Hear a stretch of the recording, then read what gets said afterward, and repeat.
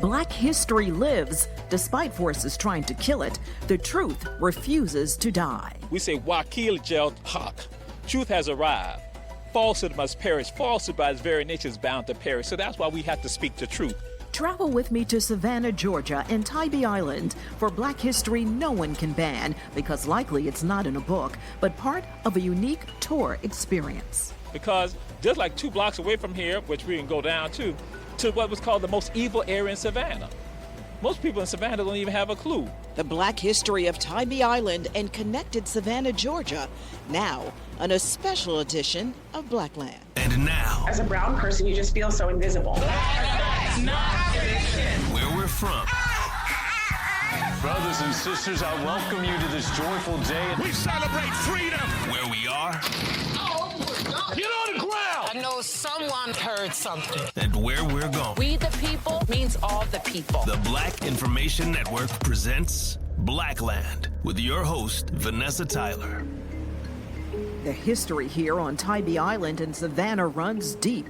Dr. Amir Jamal Toure knows it chapter and verse. His tour company called Day Clean Journeys. Day Clean is a Gullah word that stands for new day, dawn, beginning of the day. But then some people, when they hear Day Clean, they're like, wait a minute, we say that in Guyana. People in Jamaica say, we do that in Jamaica. People in the VI say, we say that in Jamaica also. I mean, in the VI also. But then for other people, too, it goes back to what we know to Senegal and the Gambia. It comes from a word beset, which means the translation is, the day is clean. Same thing. New day. That's right, new day. Begin the day. Philosophy of life. That's philosophy of life. Doesn't matter what happened yesterday, day clean. Each day starts anew. As we start the day clean and fresh, he takes me on a tour during my visit to Savannah. Like the African mythical Sankofa bird, we move forward while looking back. We are in Franklin Square, and I'm looking at a statue. Talk about Franklin Square and the significance of the statue. And we can walk over, yes. Mm-hmm. And so what I do, let folks know that Franklin Square is named for Ben Franklin. Franklin was a supporter of the colony of Georgia and an agent for the colony of Georgia. And just like other squares have nicknames, I've given this square a nickname of Haitian Square. And we're going to walk over here. Historian Dr. Toure, always at the ready to educate. We are in downtown Savannah at Montgomery and St. Julian Streets, and class is in. What an interesting statue. And all these soldiers are black. And this is the 3rd newest monument in the city of Savannah, dedicated to the Haitian soldiers who came here and fought during the American Revolution here in Savannah. And what people don't realize that between 500 and 800 free men came from Haiti and fought in the American Revolution for the U.S. to become a nation. And so I tell folks, I said that I don't throw that out to brag, but to show people this, that when you know your history, it'll take you to a place you can never imagine. Never would I ever imagine as a little boy on Hilton Head Island in Savannah, Georgia, growing up. By me knowing history, I'd be on the monument. Dr. Toure was so much part of getting the Haitian statue placed here. He was used as one of the models for the bronze monument, honoring the black Haitians recruited from Haiti to serve in Savannah during the Revolutionary War. Haiti is one of the reasons why we have the United States, and that's why it goes to show you, and I'll show you this, what I tell people all the time. Most of us do not know American history. We know American mythology. We feed that people mythology. So if you know American history, you say, wait a minute, the Haitians, we're indebted to Haiti, just like we talk about being indebted to France. We are indebted to Haiti because actually they were the largest part of the French forces that would not come here and fight for us to have a nation. So yes, the irony of people not knowing their history, not knowing their story, but caught up into the mythology. Busting the myth, elevating the truth, and this area is where our journey to America began. Savannah is the beginning of history for us. Savannah is a part of the Holy Land of African America. And I tell folks, people look at 1619 Jamestown, Virginia, but no, it's 1526.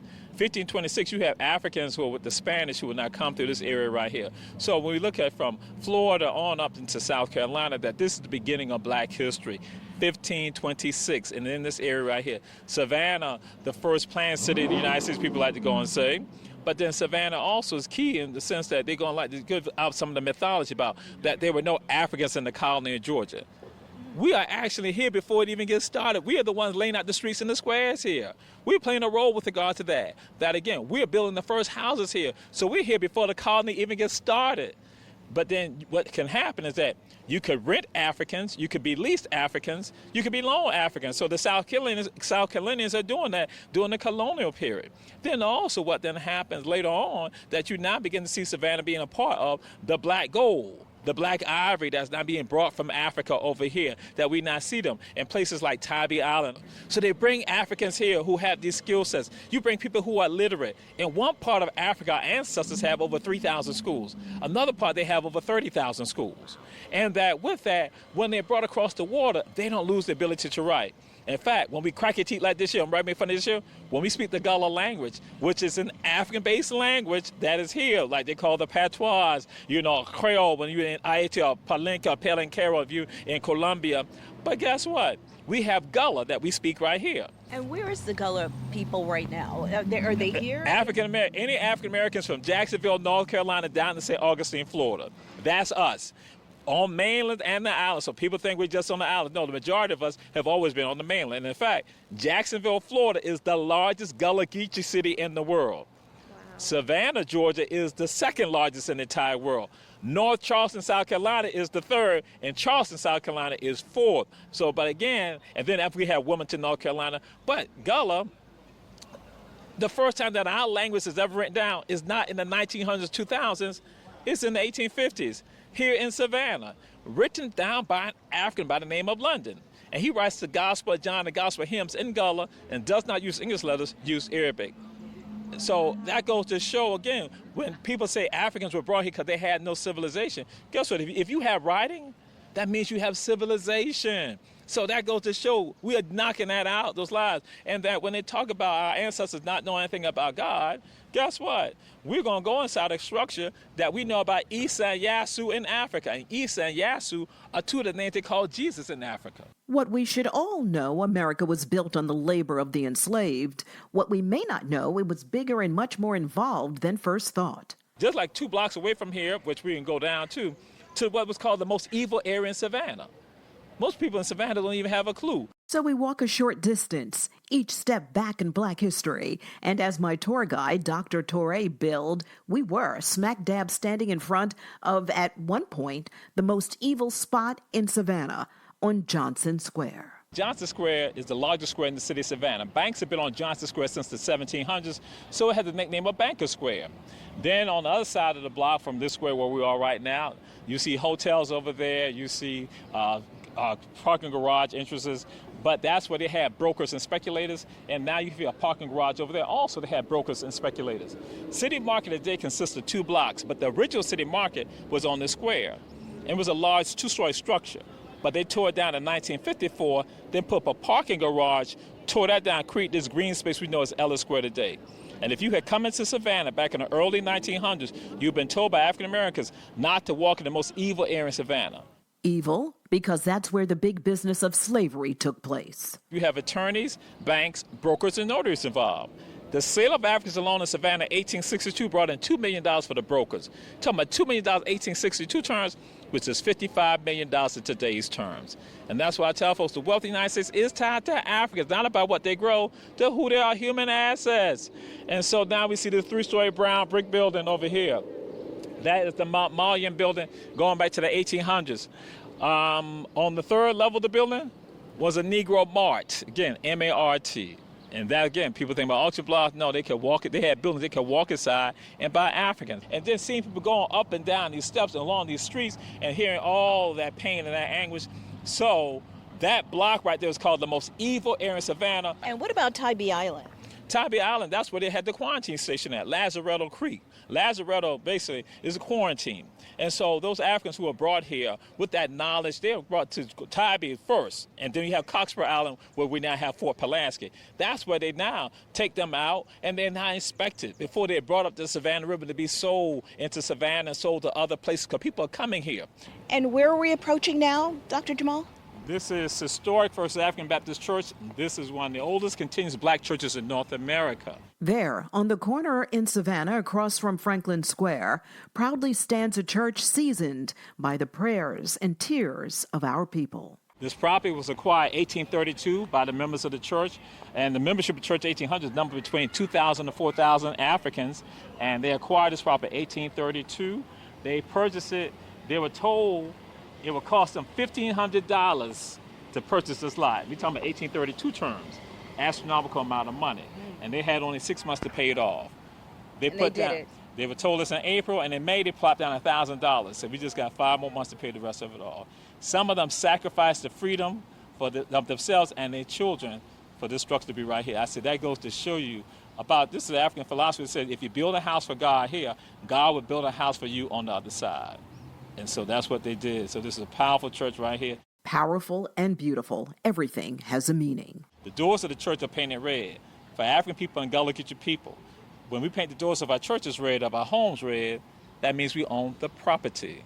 We enter inside, big, spacious, everything created by the same black hands used in prayer. But the membership right here, they built this structure 1854, completed 1859, done by African hands. They built and designed this church. No one else had to do it. And it was the vision of the third pastor, Father Andrew Cox Marshall, for them to acquire this property right here. Father Andrew Bryan is the one that kept the congregation together. That's the second pastor after Father Lyle left and Mother Lyle left. And so this church right here, done by us, and then you got Reverend Dr. E.K. Love, one of the early alums of what we know as Morehouse College, but one of the founders of Savannah State, being in Savannah, Georgia right now, but also somebody who understood the importance of people seeing images look just like them. They have a corporation, 1800s, that they will create that will produce black dolls. They did gospel hymnals and gospel books, but they also produced black dolls, saying that we're going to give you the word of God and give you the enlightenment, but then also what's going to happen, we need you to see images look just like you. And then we have what is reported to be the oldest pipe organ in Georgia. It no longer operates. Last time it functioned in 1954. The Civil Rights Museum in Savannah is named for Dr. Ralph Mark Gilbert. Dr. Gilbert was the 13th pastor of the church right here. He and his wife, Mrs. Lori Gilbert, they created chapters of NAACP in the entire state of Georgia during the heyday of segregation and Jim Crowism. Dr. Amir Jamal Toure is packed full of facts. He's a historian, and telling the black history in Savannah is his specialty. He perfected it. He's lived it. Tourists come far and wide to hear true black history. Lydia Mason Dancy is visiting from Chicago. So what did you think of this tour? It was excellent because it gave me an understanding of what African Americans did for Savannah. He went over the First African Baptist Church tour and really went into detail how the church was built by the African enslaved people. He took us on a tour in the area to see the businesses that the black people used to own. For me, it's just to see how powerful a people we are and were. And just to see how we build up Savannah. And even when I had gone on a Charleston tour, just to see what we contributed that we don't learn today in history at schools or other places. Also taking the tour with Lydia, her friend Angela. And I'm of Nigerian descent, African descent. So it's important for me because it's important for me to see how we're connected. And Jamal, one of the things he told us at the beginning of the tour, that it's not a tour really, it's a journey. So that he's planting a seed in us so that it doesn't just stop here, that we share that knowledge and information with others. They say it's the details they won't forget. And when he started talking about the significance of the Red Door, meaning that the peoples were free, that people that participated from different parts of the world said, oh, they identify with that red door. They've seen that in their own family and their own heritage. So they can see how we are connected as a diaspora. So right here, when people talk about Africans not having civilization, this church right here is debunking the myths right here. So I tell folks, where we are, people think it's just about a religious experience. I said, no, this is Africa Vive. This is one of the best remaining examples of African survivalism in the entire world, because there are combinations here. And so, and many of them, the congregants were enslaved as members of this church. Right. The majority of the population of the church, 2,000, 4,000 members, were overwhelmingly held in captivity. Very, very, very, very, very few of them were free people. So again, you see that. And so here you go. But these people are dynamic, that these people are multilingual. They're not bilingual. They're not monolingual. These people are multilingual, and they're also writing in Arabic. So it goes, I tell people, if you have writing, that means you have civilization. So here go this church showing us an example of how all the lies that people talk about our ancestors is incorrect. Show you that they had civilization. But something else, my sister, is interesting too. Now, some other people, when they walk inside here, their antennas going off like popcorn, going crazy, because some things that we pick up on that others don't pick up on. You see, the walls of the church are painted light blue. The light blue keeps away the evil spirits, protecting a people in a strange land. How can people learn more about you, go on your tour? Suppose they're not here visiting. How can they contact you, and how can you be reached? Social media? How can that be done? On Instagram, it's Day Clean Soul. Day Clean Soul. DayCleanSoul. Day Clean Soul on Instagram. And also on X or Twitter. And then also you can do it on Facebook. And then also Amir Toure, AmirToure, also on Facebook. The tour was over. The lessons will remain. As I head back across the bridge to Tybee Island, Dr. Toure giving more information as we part. So I let people understand there's also an African burial ground on Tybee. He says Black people must always learn our history and pass it on. History must never repeat, something our lives depend upon. That's why we speak about it today, because we will not go back to that. We're going to stand and we're going to fight with regards to that, because, again, truth has arrived. So falsehood has to perish. We got to make sure we understand about splitting out the truth. So as I sit on the beach on Tybee Island and watch the waves, which ebb and flow now, ebbed and flowed then, except with the tears of a journey to a new land called America. On Tybee Island, I'm Vanessa Tyler. A new episode of Blackland drops every week.